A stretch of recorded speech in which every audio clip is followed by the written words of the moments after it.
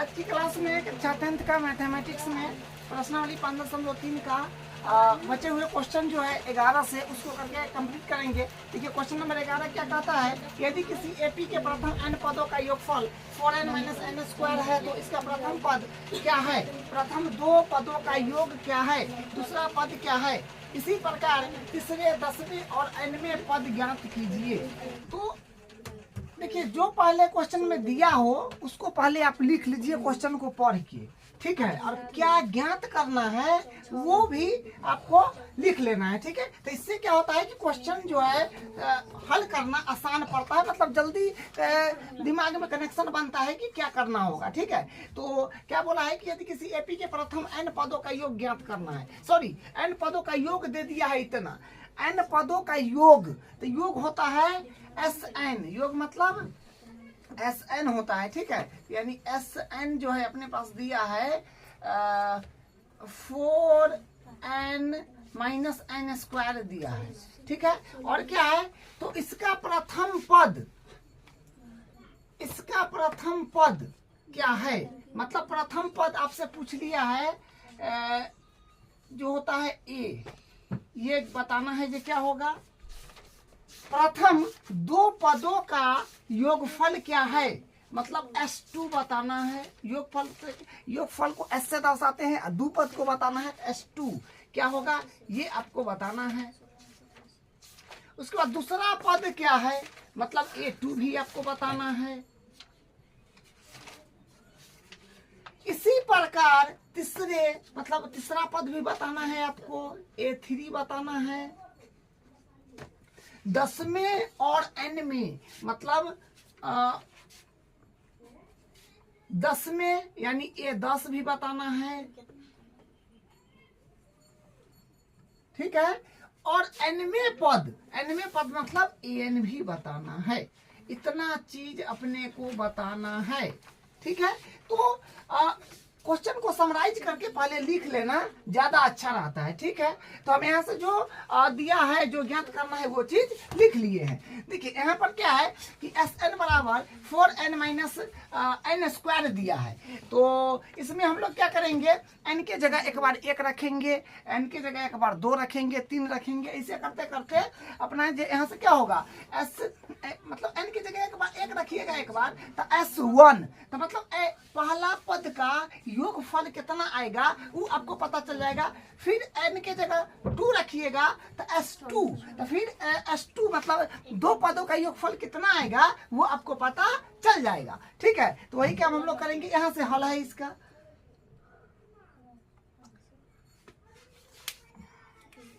तो n के value हम रखते हैं पहले 1, तो 1 रखेंगे तो क्या होगा S1 बराबर 4 है तो 4, n के जगह 1 रखिएगा तो 4 है तो 4, n के जगह 1, घाटा है तो घाटा n स्क्वायर, तो n के वैल्यू तो हम लोग 1 ले रहे हैं तो 1 रखिएगा, स्क्वायर है तो स्क्वायर, तो यहाँ से फिर क्या बनेगा 4 इकाई 4 और माइनस 1 के स्क्वायर 1, तो यानी 4 में से 1 गया 3। तो देखिए यहाँ पर थोड़ा ध्यान दीजिएगा, यानी S1 जो है मतलब एक पदों का योगफल 3 आया है। अब बताइए एक पद का योगफल 3 आया है तो एक पद को कहेंगे योगफल कीजिए, तो पद एक गो है तो उसका एक पद जो होगा वही ना योगफल आ जाएगा। पद एक गो है, एक पद का योगफल 3 आया है, आप पद एक गो अभी निकाले हैं, तो जो एक पद होगा उसका योगफल तो वही रह जाएगा। तो मतलब प्रथम पद यहाँ से, अतः प्रथम पद मतलब A यहाँ से मिल गया ना, ए यहाँ से कितना मिल गया 3 मिल गया कि नहीं। अगर मान लीजिए कोई एपी है, जैसे मान लीजिए यहाँ पर है 5 7 9, मतलब ये जाते रहे, हम कहेंगे प्रथम एक पद का योग बताइए, तो प्रथम एक पद का योग जे रहेगा से है ना होगा। प्रथम एक पद का योग बताइए तो 5 होगा, तो प्रथम एक पद का योग 5 है, या प्रथम पद बोलिए, तो प्रथम एक पद का योग 5 और प्रथम पद भी 5 है। उसी प्रकार यहाँ पर S1 मतलब प्रथम एक पद का योग हम लोग किए हैं तो 3 है, एक पद है ये है तो प्रथम पद भी उसका तो एक का वैल्यू यही हो जाएगा। यहाँ से जिसे समझाए हैं, ये मान लीजिए एपी है तो ये प्रथम पद 5 है, इसका योग कहेंगे तो ये तो 5 ना होगा। उसी प्रकार यहाँ पर ये बात आप समझ गए होंगे कि प्रथम पद का योग 3 है, प्रथम एक पद का योग 3 है, तो प्रथम पद वही रहा होगा, तो मतलब ए का वैल्यू 3 हो गया। ये बात समझने में दिक्कत नहीं होना चाहिए। अब n का वैल्यू 2 रखते हैं, तो 2 रखेंगे तो क्या होगा, n का वैल्यू अगर 2 रखते हैं, क्या वैल्यू हम 2 रख रहे हैं, तो s है तो s n के जगह 2 रखिएगा, तो s 2 पद का योग आ जाएगा। तब यहाँ से भर दीजिए, बराबर 4 है तो 4 और ए n के जगह क्या, एक n के 2 ले रहे हैं मान, तो 2 रखिएगा, और माइनस फिर n के जगह 2 रखिएगा, तो 2 का स्क्वायर। तो फिर यहाँ से क्या बनेगा, यहाँ से बन जाएगा अपने पास 4 दूनी 8 माइनस 2 का स्क्वायर 4, माने यहाँ से 8 में से 4 गया 4 आ रहा है। तो देखिए यहाँ से अपने पास 2 पद का योग आ गया ना 4। अब बताइए S2 जो होता है, देखिए S2 कैसे प्राप्त होता है, S2 का मतलब होता है 2 पद का योग का मतलब होता है पहला पद प्लस दूसरा पद, ये ना होता है। S2 का मतलब पहला पद प्लस दूसरा पद, तो S2 आ जाएगा, पहला पद प्लस दूसरा पद से क्या आ जाएगा, S2 आ जाएगा। ठीक है, तो यहाँ से S2 कितना है अपने पास, तो सर S2 4 है, तो ठीक है 4 यहाँ पर रखियो।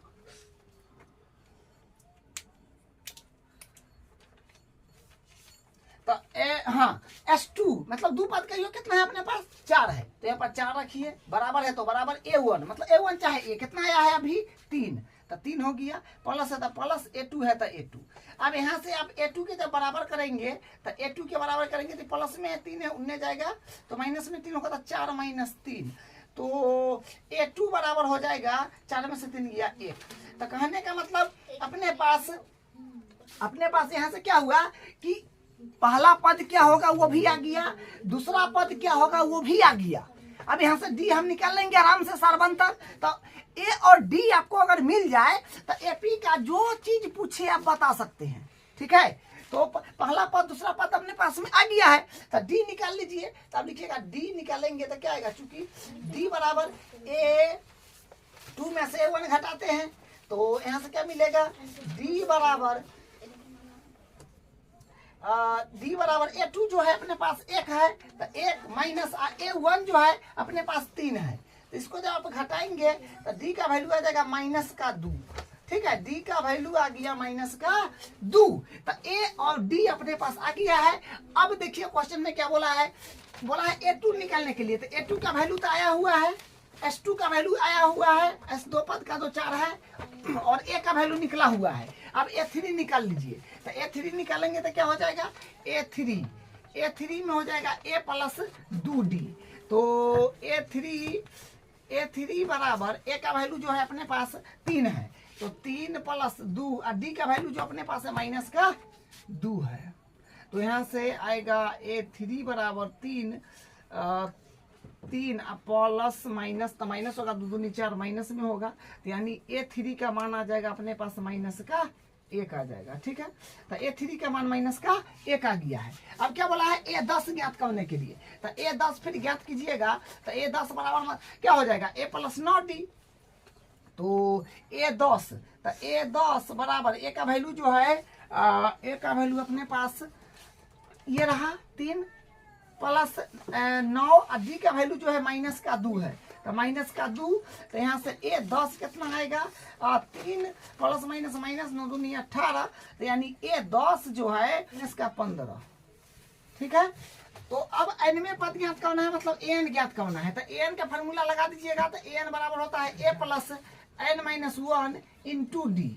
तो फिर यहाँ से an बराबर A का वैल्यू जो है अपने पास 3 आया है, तो 3 हो जाएगा प्लस n-1, n का वैल्यू n रहेगा क्योंकि nवा पद बोला गया है। ठीक है, तो और D का वैल्यू जो है, D का वैल्यू -2 है, यहाँ पर -2 हो जाएगा, तो यहाँ से हो जाएगा an, तो an बराबर 3 प्लस -2 से गुना करा लीजिएगा, तो -2 में n से, तो -2n होगा, तो प्लस माइनस में बदल जाएगा, तो -2n -2 से 1 में कराइएगा, फिर तो माइनस प्लस तो 2 होएगा। ठीक है, तो फिर यहाँ से आएगा an बराबर 3 2 5, तो 5 माइनस 2n है, ये एडिटिव, तो ये अपना जो है ये nवा पद हो गया। तो बस यही इसका आंसर है। अब इसका क्वेश्चन नंबर 12 देखिए क्या कहता है, ऐसे प्रथम 40 धन पूर्णांक का योग ज्ञात कीजिए। जो 6 से विभाज्य है। मतलब ऐसे प्रथम 40 को धन पूर्णांक का योग ज्ञात करना है जो 6 से भाज्य है। 6 से भाज्य होने वाला संख्या क्या क्या हो सकता है। तो देखिए हम लोग यहाँ से 12 का हल शुरू करेंगे, ठीक है। तो 6 से भाज्य होने वाला संख्या एक तो नहीं लगेगा, मतलब 6 के पारा में एक थोड़ी आएगा, 2 नहीं आएगा, 3 नहीं आएगा, 4 नहीं आएगा, 5 नहीं आएगा, 6 आ जाएगा। तो 6 लिखिए। 6 के बाद 7 नहीं आएगा, 8 नहीं आएगा, 9 नहीं आएगा, 10 नहीं आएगा, 11 नहीं आएगा, 12 आएगा। तो 12 लिख लियो। तो कहने का मतलब 6 का 6 के पहाड़ा पढ़ना है। 6 का 6, 6 दूनी 12, 6 3 18, 6 चौक 24, मतलब 6 संख्या में जोड़ा जाइएगा ना, तो ये आपका जो है 6 से विभाज्य होने वाला संख्या आपको मिलेगा। लेकिन ऐसा संख्या कै गो लेना है? 40 गो। हम अभी तक कै गो लिए हैं? 1 2 3 4 गो लिए हैं। कै गो कराए लेने के लिए? 40 गो। तो 40 गो तो लिखने में तो क्या है कि जगह ज्यादा लग जाएगा, इसलिए 40 गो लेना है। तो 40 पद कर दीजिए यहाँ पर डायरेक्ट। 40 पदों तक, कै गो पद तक जाना होगा? 40 पद तक। तो यहाँ से ए का वैल्यू आपको मिल जाएगा आराम से, जो 6 है। डी का वैल्यू 12 में से 6 घटा दीजिए तो कितना आएगा? 6 आएगा। और ई जो है ना 40 पद तक जाना है, तो एन का वैल्यू हो गया 40। अज्ञात क्या करना है? योग बोला है, योग। तो योग मतलब SN। तो SN का फॉर्मूला लगा दीजिए। तो SN का फॉर्मूला होता है n/2। देखिए अंतिम पद अपने पास नहीं है, इसलिए लॉन्ग फार्मूला लगाना पड़ेगा ना। तो अंतिम पद अगर आप निकाल लेंगे तो शॉर्ट फार्मूला से काम बन जाएगा। तो अंतिम पद हम लोग तो निकाले नहीं, तो लॉन्ग फार्मूला लगाइए। तो n/2 2a + n-1 × d। तो बस अब वैल्यू जो सब है, जितना वैल्यू है मतलब इसमें उसको यहाँ पर जमाइए। तो यहाँ होगा S, n के जगह आप रखेंगे n कितना है? 40। तो S 40 बराबर, फिर n है तो n के जगह 40 बट्टा 2 है तो 2, और इसको घेर दीजिए। उसके बाद फिर 2 है तो 2, और a का वैल्यू कितना है? तो a का वैल्यू अपने पास 6 है, तो 6 प्लस n कोष्ट लगा के n का वैल्यू 40 और -1 इंटू d का वैल्यू 6। तो 6 हो गया। बस हम कुछ नहीं किए, फार्मूला लिखे, जो सब जिसका जितना वैल्यू था वो सब यहाँ पर हम डाल दिए, ठीक है। अब यहाँ पर होगा S 40 बराबर 2 से कटिएगा तो 20 दूनी 40, तो 20 आएगा। और फिर यहाँ से 6 दूनी 12 प्लस 40 में से 1 जाएगा तो 39। 39 में 6 से गुना कीजिए 27, 234 आ रहा है। तो 234। अब फिर यहाँ से क्या कीजिए? S 40 बराबर 20, और ये 20 है तो 20 इंटू इसको जोड़िए 4 आ 2 6, 3 आ 1 4 आ 2 के 2, मतलब 246। इसमें 20 से गुना कर दीजिए आप, क्योंकि 246 में 20 से गुना करना पड़ेगा। तो S 40 आ जाएगा। देखिए 6 दूनी 12 के 2, यहाँ से ले 4 दूनी 8 1 9, 2 दूनी 4, एगो 0 है तो 0 दे दीजिए। 49 20 आ रहा है। प्रथम 40 धन पूर्णांक का योग कितना आ गया? 49 20, यही इसका आंसर हो जाएगा। अब हम इसका करते हैं 13 क्वेश्चन, है ना। 13 का हल यहाँ से कर लेते हैं। छोटा छोटा क्वेश्चन है और इम्पोर्टेंट है एग्जाम की दृष्टि से, ठीक है। तो क्वेश्चन भी आसान है, इसलिए समझते चलिए ध्यान से। क्वेश्चन नंबर 13 का हल कर लेते हैं। 13 का हल यहाँ से हो जाएगा अपने पास। तो क्या कहा है? 8 के प्रथम 15 गुणज का योग ज्ञात कीजिए। मतलब 8 के 15 को गुणज का योग ज्ञात करना है। तो देखिए गुणज बोले चाहे आपको क्या, आपको विभाज्य बोले, गुणज बोले चाहे विभाज्य बोले, तो आपको उसका पहाड़ा लिख देना है बस। जैसे पर क्या बोला? 8 के प्रथम 15 गुणज, 8 के पहाड़ा लिख दीजिए। 8 का 8, 8 दूनी 16, 8 3 24, 8 चौक 32, डॉट डॉट डॉट डॉट कितना तक? 15 गुणज बोला है, मतलब 15 पद तक। 15 पद हो गया। 15 को गुणज बोला है ना, 8 के 15 गुणज, 8 का 8 लिखना होगा 15 बेर। तो 15 बेर कौन जाएगा लिखने? क्या 8 का 8 लिख दिया कुछ दूर तक, अब 15 बेर बोला है तो 15 पद हो गया। क्या? तो 15 पदों तक यहाँ कर दीजिए। 15 पदों तक, सॉरी यहाँ पर 32 में होगा। हाँ चलिए, हाँ तो 15 पदों तक हो गया। अब इसमें यहाँ से ए का वैल्यू निकाल लीजिए, जो अपने पास 8 हो गया। डी का वैल्यू निकाल लीजिए। तो 16 में से 8 घटाइएगा। कहने का मतलब दो पास के पद में से कहीं से भी बाद वाला में से पहले वाला घटा सकते हैं। 16 में से 8 घटा लीजिए, चाहे 24 में से 16 घटा लीजिए, चाहे 32 में से 24 घटा लीजिए। ठीक है, तो 16 में से हम 8 घटा लेते हैं तो 8 आएगा। कहीं से भी घटाइएगा ना तो बात वही रहेगा। n का 15 पद तक बताना है, मतलब 8 के गुणज जो होगा ये 15 गो होगा। तो हम 15 को तो लिखे नहीं, तो पद 15 तक हो गया। तो n का वैल्यू अपने पास हो जाएगा 15 पद तक ज्ञात करना है तो n का वैल्यू 15। अब बोला है ना योग ज्ञात कीजिए, तो योग का फॉर्मूला क्या होता है जो ये यहाँ पर भी हम लगाए हैं, Sn जिसको बोलते हैं। Sn बराबर होता है n/2 और 2a plus n-1 into D. देखिए अंतिम पद पता रहेगा ना तब हम क्या करते हैं, शॉर्ट फॉर्मूला लगाते हैं। पर अंतिम पद थोड़ी पता है, यहाँ 15 पद तक है तो 15 n का वैल्यू हो गया। ठीक है, अब यहाँ से वैल्यूज को जमा दीजिए। तो ऐसा है तो Sn का वैल्यू 15, तो 15 बराबर और n का वैल्यू फिर 15/2। बस जो वैल्यू है जिसका जितना मान है वो रखिए। n का मान 15 है तो 15/2 है तो फिर 2 है तो 2 और क्या है कोष्ट, मतलब 2 इंटू ए मतलब 2a है तो 2a का वैल्यू जो है अपने पास 8 है। ठीक है, ये 8 है तो इंटू 8 प्लस n का वैल्यू 15 माइनस 1 और d का वैल्यू जो है अपने पास 8 है। तो अब यहाँ से क्या बनेगा, यहाँ से बनेगा इसको यहाँ से कर देते हैं। ठीक है, अब देखिए इसका हल अब यहाँ से कर देते हैं तो अपने पास क्या हो जाएगा, S15 बराबर ई कटेगा नहीं। ठीक है, तो इसी रखिए अभी 15/2 एडिटीज और ये होगा 8 दूनी 16 प्लस 15 में से गया 14 8 हो जाएगा 14 8 112। ठीक है, अब यहाँ से आएगा अपने पास S15 बराबर 15/2 गुने, इसको जोड़ दीजिएगा तो 6 और 2 8 और 1 का 1 2 1 के की कटिएगा तो आएगा 6 और 4 64 आ जाएगा। 64 में 15 से गुना करना पड़ेगा तो आएगा 15 चौका 60 हासिल 6 15 छक्का 90 और 6 96 9 से 60 आ रहा है। ठीक है, तो 8 के प्रथम 15 गुणज का योग 9 से 60 हो गया, यही इसका आंसर हो गया। ठीक है, अब इसका 14वां क्वेश्चन देख लीजिए। यहाँ पर हम 3 को क्वेश्चन एक साथ उतारे हैं। ठीक है, अब यहाँ से देखिए इसका क्वेश्चन नंबर 14 का हल। क्वेश्चन नंबर 14 का हल यहाँ से अपने पास हो जाएगा। क्या बोला है, 0 और 50 के बीच 0 और 50 के बीच की विषम संख्या का योग ज्ञात कीजिए। देखिए 0 और 50 के बीच विषम संख्या लिखना है तो विषम संख्या जो होता है ना वो 1 से शुरू होता है, जो काग संख्या होता है 1 3 5 7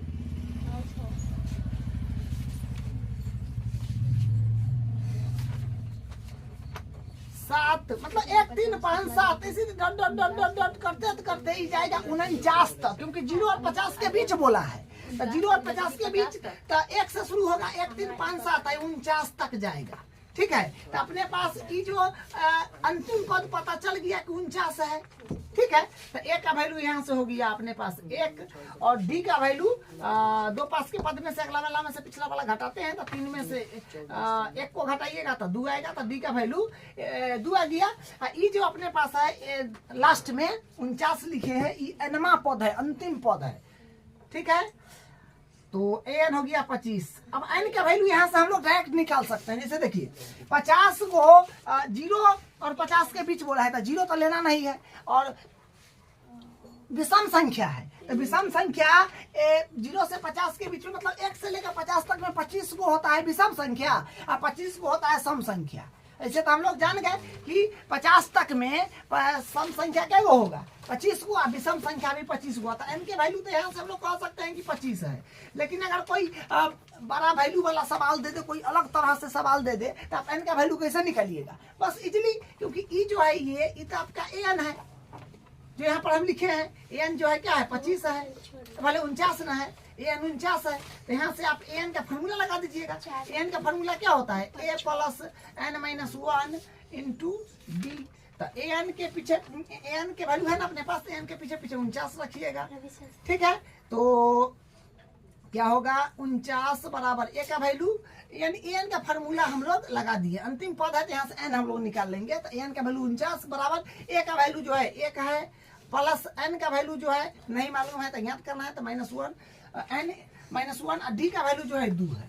इसको इस तरफ अगर आप ले लीजिएगा तो यहाँ से क्या बनेगा 49 में 49 माइनस 1 प्लस में 1 होने माइनस में 1 तो n-1 इंटू डी, तो ये हो जाएगा 48, आई मल्टीप्लाई में तो यहाँ डिवाइड में हो जाएगा बराबर n-1, तो ये कट जाएगा आपको, और 24 बेर में बराबर n-1, तो माइनस में 1 है तो उन्ने जाएगा तो हो जाएगा, इन्ने आएगा तो प्लस में, तो 24 माइनस में 1 तो प्लस में 1 बराबर n, यहाँ से n बराबर कितना मिल जाएगा 24 1 25, तो 25 वो संख्या आया। ठीक है, और ज्यादा भारी भरकम दे दे तो आप n का फॉर्मूला करके निकाल लीजिएगा। ऐसे तो हम लोग जानिएगा कि 0 से 50 के बीच में 25 को भी सम संख्या होगा क्या, आप निकाल के भी बता दिए, जान गए फिर भी निकाल लेना है आपको। ठीक है, तो यहाँ से अब ये क्या है उसका योग ज्ञात करना है, तो योग का फॉर्मूला क्या होता है SN बराबर होता है SN का फॉर्मूला होता है n/2 और 2a plus n-1 into D.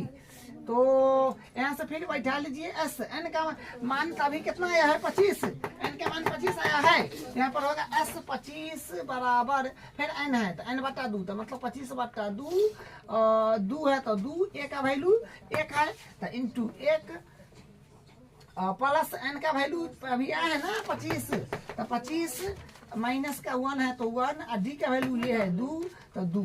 अब इसको कैलकुलेट कर लीजिए, तो s 25 बराबर ही कटेगा नहीं, ये सी रहने दीजिए, और यहाँ से 2 का 2 हो जाएगा, प्लस 24 में से 25 में से गया 24 दूनी 48, 2 से मल्टीप्लाई फिर कराइएगा तो 48 आ जाएगा, और यहाँ से हो जाएगा s 25 बराबर 25/2 गुने 24, 48 और 2 होता है 50, तो ये कटेगा 25 मारते हैं, तो यहाँ से होगा s 25 बराबर 25 गुने 25 आ रहा है तो 6 से 25 आ जाएगा। ठीक है, s 25 बराबर 6 से 25, ठीक है, यही इसका आंसर हो गया। तो इस तरह से क्वेश्चन को करना है।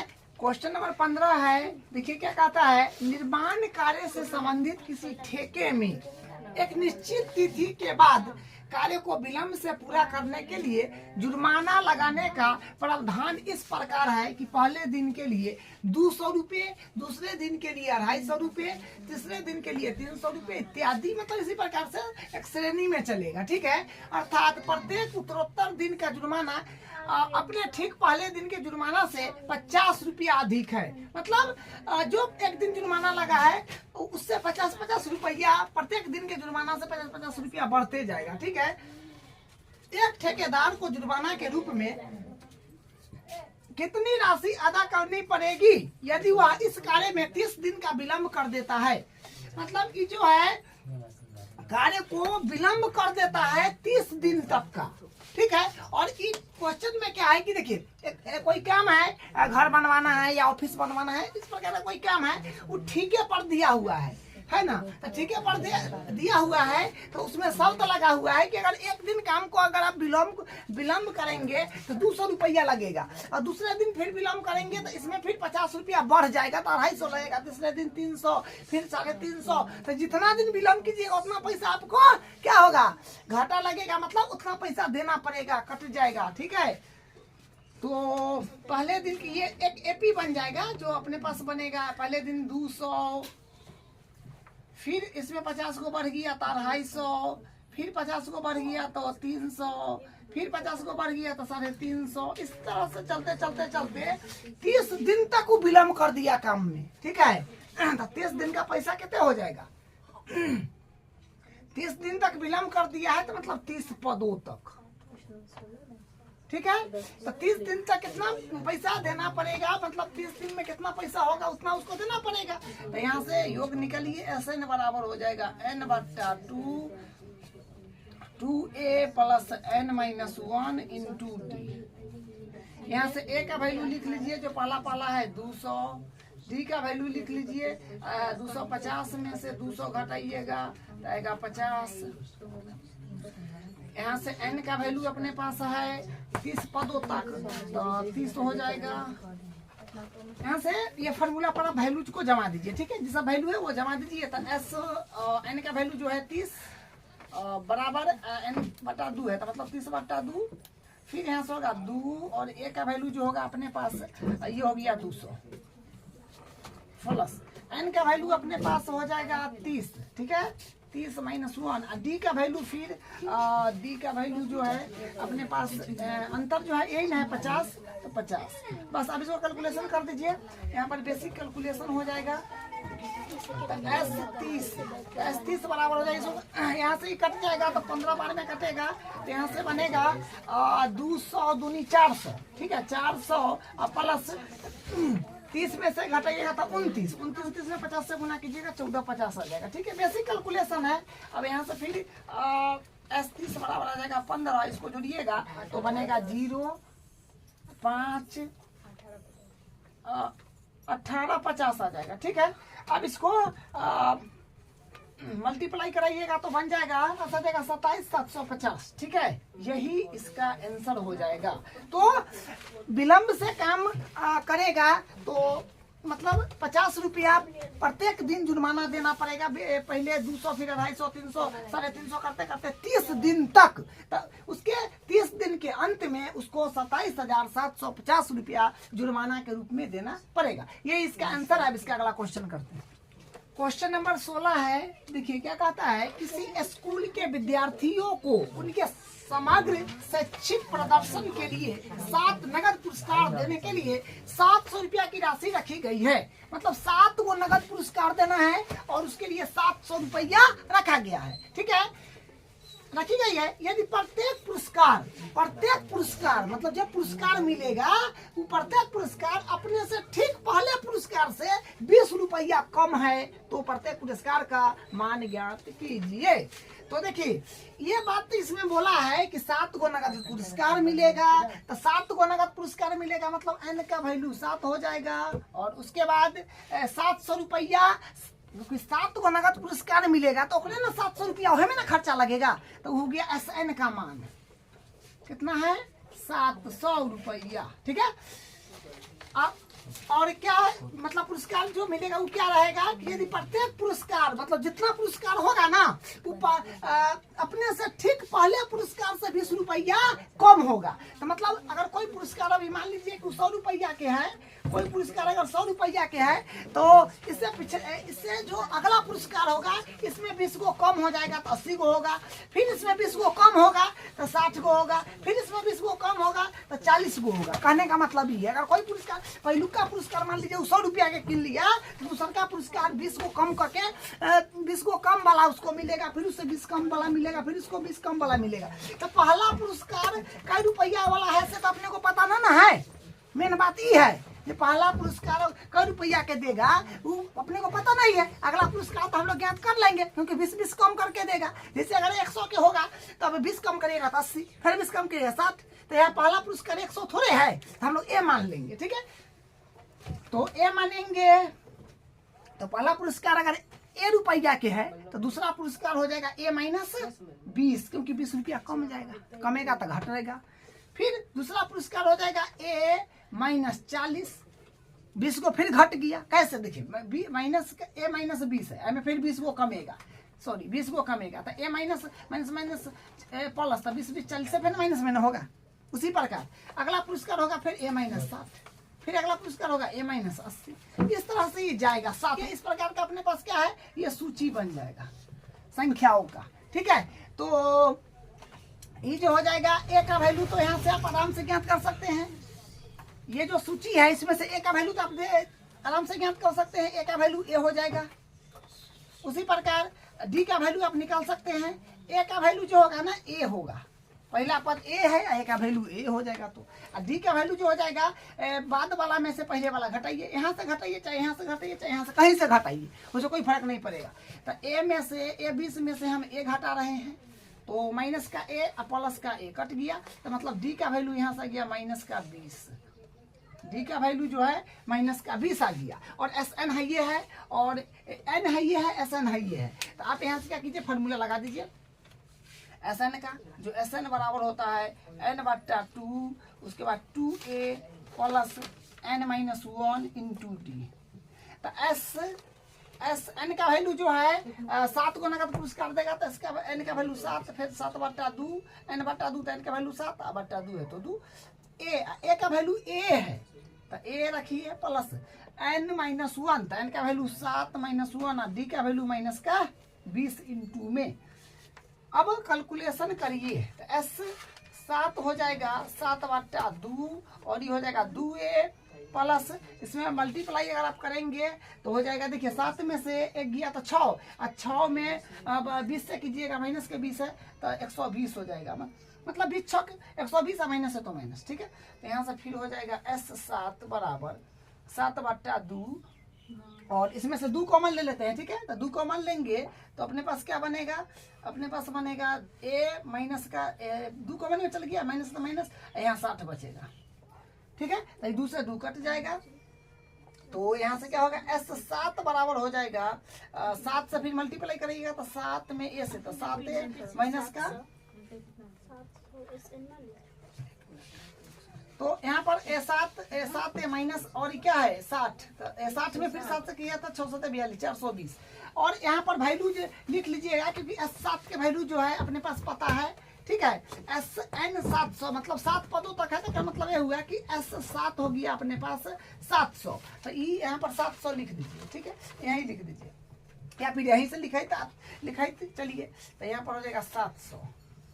यहाँ से फिर क्या बनेगा, इसमें अगर आप ए के 7 के बराबर कीजिएगा तो इधर है तो इधर जाएगा, तो माइनस में है तो प्लस में हो जाएगा, तो 7a बराबर हो जाएगा 700 प्लस का 420, तो यहाँ से हो जाएगा 7a बराबर, इसको जोड़िएगा तो 0 2 7 4 11, तो यहाँ से a के बराबर कीजिएगा तो 11 20/7, तो इसे ही कट जाएगा तो अपने पास कितना हो जाएगा 160, ठीक है। 160 मरते ही कट जाएगा तो क्या बनेगा, यहाँ से बोला है तो पहले पुरस्कार से 20 रुपया कम है तो प्रत्येक पुरस्कार का मान ज्ञात कीजिए। हाँ, तो पुरस्कार पहला पुरस्कार जो होगा 160 के होगा, दूसरा हो जाएगा 20 कम जाएगा तो 140 के होगा, फिर 120 के होगा, फिर 110 के होगा, सॉरी 100 के होगा, फिर 80 के होगा, फिर इसमें 60 के होगा और क्या है 2 4 2 6 एगो और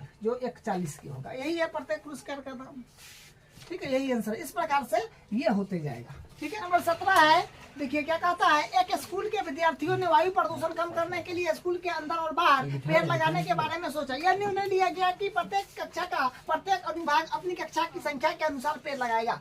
मतलब प्रत्येक कक्षा के जो अनुभाग है ना, वो अपने कक्षा के संख्या के अनुसार वो पेड़ लगाएगा। अनुभाग का मतलब होता है सेक्शन वाइज बांटा होगा, ठीक है। ये निर्णय लिया गया कि हाँ संख्या के बराबर पेड़ लगाएगा। उदाहरणार्थ कक्षा 1 मतलब और पहला कक्षा का 1 अनुभाग है तो 1 पेड़ लगाएगा, और कक्षा 2 का है 1 अनुभाग तो 2 पेड़ लगाएगा, और कक्षा 3 का 1 अनुभाग 3 पेड़ लगाएगा।